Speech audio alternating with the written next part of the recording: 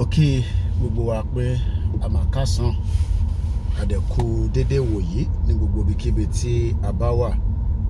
Mo fẹ́ kí ẹ bá mi ká lọ lórí ìrìn àjò tí a jọ máa ṣe ní fún bí wákàtí mẹ́wàá.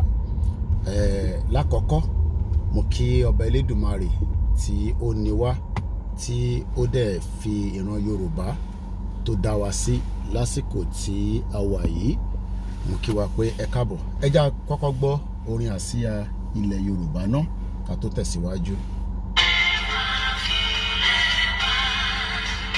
Orílẹ̀ ìbí wa kàgbéga kàgbéga kàgbéga fàlórí. Ìgbàgbọ́ wa ni pé láti bẹ̀rù làbọ̀ mọ́. Ká ṣiṣẹ́ ká ṣiṣẹ́ ká ṣiṣẹ́ ká jọlá. Ìṣọ̀kan àtòmìnira ní kẹjẹ ká máa lépa. Tẹ̀síwájú sọ̀pọ̀ ire àtòhun tó dára. Ọmọ Oòduà dìde bọ́ sí ipò ẹ̀tọ́ rẹ. Ìwọ ni ìmọ́lẹ̀ ògo adúláwọ̀. Àwa ni ìmọ́lẹ̀ ògo adúláwọ̀. Bí a bá wo àyíká wa níwájú wa níbi tí à ń tẹ̀síwájú, mo fẹ́ kí gbogbo ọmọ Yorùbá máa rí lọ́kàn pé irú tí bàbá wa Professor Adébánjí Akíntóyè, ìyẹn adarí lídà tó jẹ́ fún ọmọ Yorùbá kí ìran Yorùbá kó lè dá dúró ní àsìkò tí a wà yìí, gẹ́gẹ́ bí wàhálà tí Nàìjíríà tí a wà nínú ẹ̀. Ọ̀pọ̀lọpọ̀ ọmọ Yorùbá máa ní kí ni wọ́n ń pè ní self-determination. Self-determination lákọ̀ọ́kọ́ òun ni pé kí ìlú kan wà, kí wọ́n máa jọ sọ èdè kan náà, kó jẹ́ ẹ̀yà kan náà, kó dẹ̀ máa ṣe nǹkan ribiribi papọ̀. Tá bá lọ wo ibi tó ń pè ní Nàìjíríà lénìí, a rí pé Nàìjíríà lákọ̀ọ́kọ́ ní 1914 ní January 1st 1914 ni wọ́n pe Nàìjíríà papọ̀ ní ẹ̀yà tí wọ́n ń sọ èdè ọ̀tọ̀ọ̀tọ̀, ìyẹn Britain lábẹ́ Lugard àti British High Commissioner tìgbà náà. Nígbà tí ó wá ń lọ bẹ́ẹ̀ títí lẹ́yìn tí wọ́n amalgamate Nàìjíríà tán, wọ́n ṣẹ̀tún wá pé tán pè ní ìtàn sọ ní independent in 1960. Independent 1960 yẹn, ìyẹn wá lọ bẹ́ẹ̀ sòfí títí àwa bẹ̀rẹ̀ sí ń gbé yẹ̀wò pé lákọ̀ọ́kọ́ ǹjẹ́ ó lẹ́tọ̀ọ́ kí àwọn ẹ̀yà kan wá láti ibi táwọn ti ń wà ní Europe kó lọ sí continent míì tó ń pè ní Africa, tó wá sọ ibẹ̀ yẹn ní orúkọ tó wù wọ́n, tí wọ́n jókòó pẹ̀lú àwọn tí wọ́n jọ ní ìlú náà. Nísìnyí tá bá lọ wo ibi tí ilẹ̀ Yorùbá wà lénìí, a rí pé ilẹ̀ Yorùbá ó ti wà ní ibi tí kò jẹ́ kó wà. Nígbà tí wọ́n máa gba independent Nàìjíríà, ìyẹn ní 1960, ìtọ́jókòó ni pé ẹ̀yà mẹ́tẹ̀ẹ̀ta tó jẹ́ àwọn ẹ̀yà tó jẹ́ gbòógì nínú ibi tó ń pè ní Nàìjíríà, àwọn mẹ́tẹ̀ẹ̀ta yẹn kólúkálukú wọn kó di region wọn mú, kó jọ manage resources wọn, ìyẹn nǹkan àmúlù tó ń bẹ nínú abẹ́lẹ̀ wọn, láti lè fi ṣe ìtọ́jú fáwọn ọmọ ìlú náà tó ń pè ní ìran Yorùbá.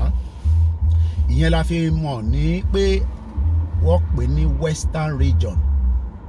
Ọ̀dọ̀ tàwọn Ìgbò lọ́hùn wọ́n pè ní Eastern region.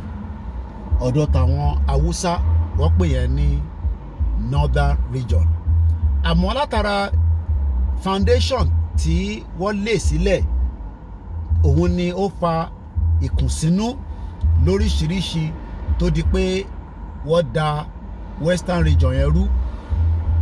Ìyẹn wá lọ bẹ́ẹ̀ pẹ̀lú oríṣiríṣi coup counter coup táwọn olè military táwọn yẹn wá sọ di bàbàrà tolúkálukú wọn bẹ̀rẹ̀ sí í ṣèjọba lábẹ́ military regime kó tó di pé ní 1993 ìyẹn bàbá wa MK Abiola kọ́lọ̀ fọ́run kẹ tó wá gbégbá ìbò pé òun máa dìbò òun máa contest kó tó di pé Babangida àtàwọn ẹmẹ̀wẹ̀ Fúlàní àtàwọn ẹ̀yà kọ̀ọ̀kan wọ́n da ìbò yẹn rú ìyẹn June 12 1993.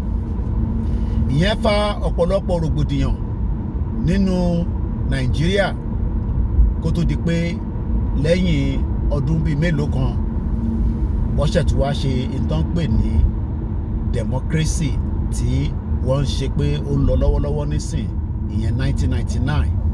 Tábá wá wò lọ wò bọ̀ a rí pé láti 1999 títí di wákàtí náà àwọn ẹ̀yà kan ló dominate gbogbo Nàìjíríà. Ìbéèrè lákọ̀ọ́kọ́ ni pé báwo làwọn ẹ̀yà yìí ṣe ní agbára láti lè kó àwọn ẹ̀yà tó kù sábẹ́ wọn. Òun ni tó ń pè ní British agenda. British agenda yẹn òun ni wọ́n fi gbé ilẹ̀ Yorùbá lé àwọn Fúlàní lọ́wọ́. Àwọn Fúlàní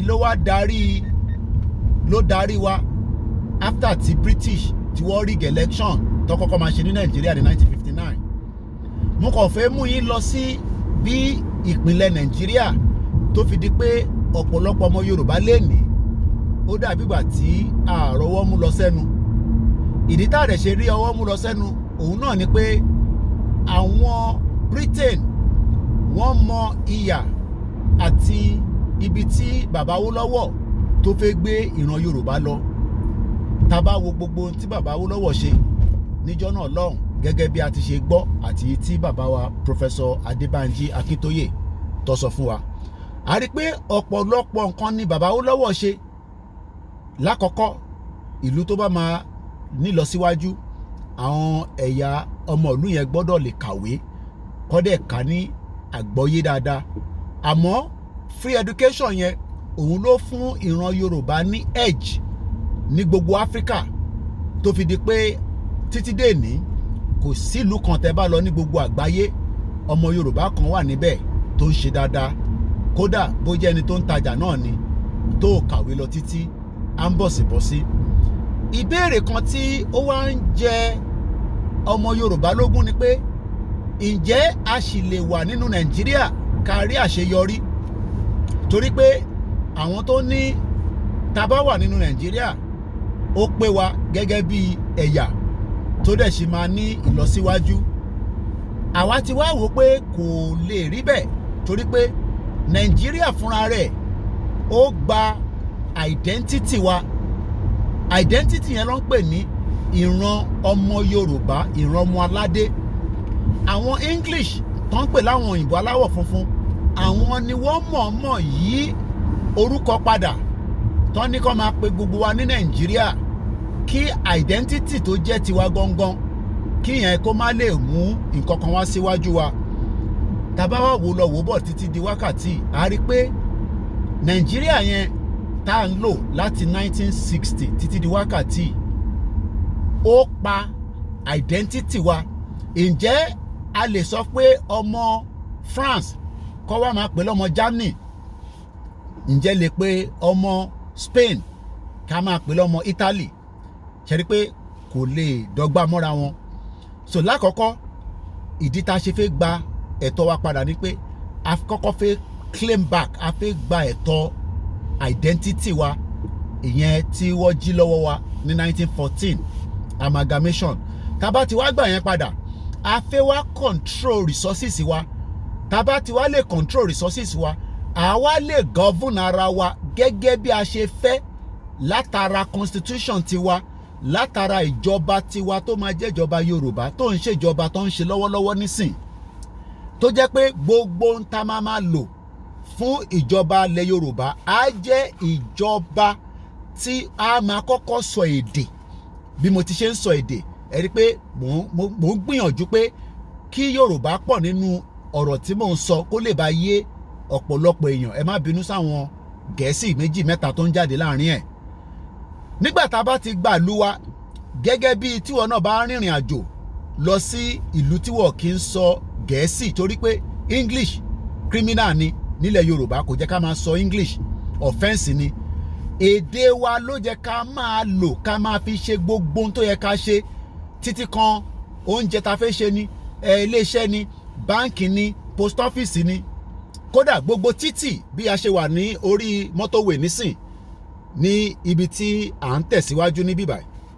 A rí pé èdè wa ló yẹ ká máa lò àmọ́ látara Nàìjíríà tí wọ́n create tí wọ́n wá ní kí gbogbo ọmọ Nàìjíríà máa lọ sọ̀yìnbó ká gbé èdè tiwa ká gbé sẹ́gbẹ̀ẹ́ kódà tó bá tẹ̀ wá jẹ́ pé èdè nìkan ló gbà lọ́wọ́ wa wọ́n tún wá gba àṣà wa. Àṣà dẹ̀ ni tó ṣe pàtàkì tó ṣe kókó. Látara àwọn nǹkan yìí la ṣe ń polongo pé kí olúkálukú wa ká súnmọ́ ọ̀rọ̀ ìran wa.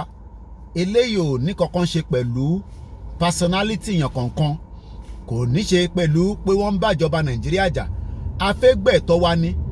Bí gbogbo ohun tí ẹ̀ ń wò bí a ṣe ń tẹ̀síwájú láti bí wákàtí mẹ́wàá tí ètò yìí ti ń lọ a rí pé tá bá ti lè dá dúró rapid development ó máa wá sílẹ̀ Yorùbá.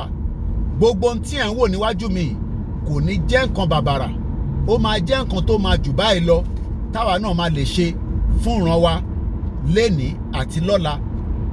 Gbogbo in tó ń bẹ lórí ilẹ̀ wa à lè mọ ta ló ń kó níbo ló ń lọ à lè wà accountable fún. Bọ̀ lẹ́ni nísìnyí a kàn ń gbọ́ pé góòlù eléyìí nǹkan báyìí ó ń lọ nǹkan báyìí ó ń lọ. Gbogbo ìdí tí a ṣe ń sọ pé ta bá wò lọ wò bọ̀ kò jẹ́ ká ṣì wà nínú Nàìjíríà torí pé Nàìjíríà ńkọ́ ó ń dìlé ọ̀pọ̀lọpọ̀ in tí ó jẹ́ ká ṣe gẹ́gẹ́ bí ìran ọmọ aládé.